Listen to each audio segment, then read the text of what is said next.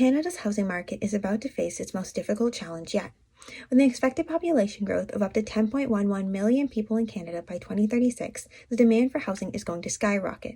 This drastic increase will lead to rising house prices and even greater difficulty for communities to find safe and affordable shelter. Looking at Canadian society today, the housing crisis is an urgent issue that must be solved using a data-focused approach. By examining further, specific problems and solutions stand out. Firstly, housing prices have risen dramatically. In January of 2021, the average home price in Canada jumped 22.8% to a record high of over $621,000.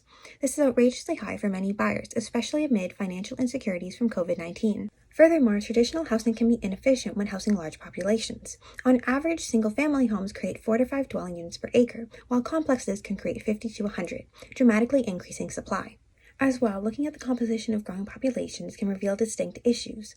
Vulnerable groups such as seniors and immigrants are expected to grow substantially, and specific accommodations, including for large family sizes and mobility challenges, must be taken into account. Finally, the lack of affordable housing can leave people waiting in shelters and other institutions for 5 to 7 years on average, waiting for supportive housing. Alongside the housing emergency, we must also find ways to solve the homelessness crisis.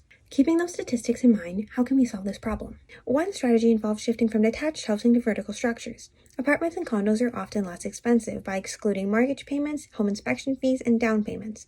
They also have less square footage, allowing more housing units to be created in a smaller area. Governments need to place regulations around how new construction occurs, focusing on apartments rather than large homes. As well, using educational campaigns and increasing property taxes on larger estates to convince society to switch to vertical living, thus reducing demand for space-wasting buildings. Another important tool involves restructuring laws surrounding landlords and rentals.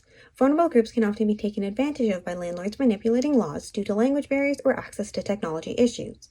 They may also have difficulty finding units that meet accessibility requirements or are suitable for their family size. Governments should guarantee housing support representatives are accessible to these groups to help guide them through the renting process and legal rules, as well as giving incentives to landlords who offer these specific styles of units to ensure access to suitable homes. Finally, we must utilize more innovative solutions. The tiny house movement has grown in popularity around the world. Ranging in size from 100 to 500 square feet and starting at $10,000 to build, they provide the independence of detached housing in smaller sizes.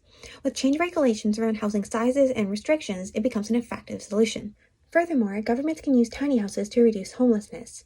Tiny homes provide a safe, one-time investment that replaces the continuous maintenance and staffing fees that come with temporary shelters to create a permanent solution. Overall, while there is extensive work ahead to solve this crisis, I believe our society and governments will make the right decisions and investments to save our future. Using a data-focused approach, the fundamental problems with current infrastructure can be easily observed. It now lies in our hands to solve this issue and create a better future for all.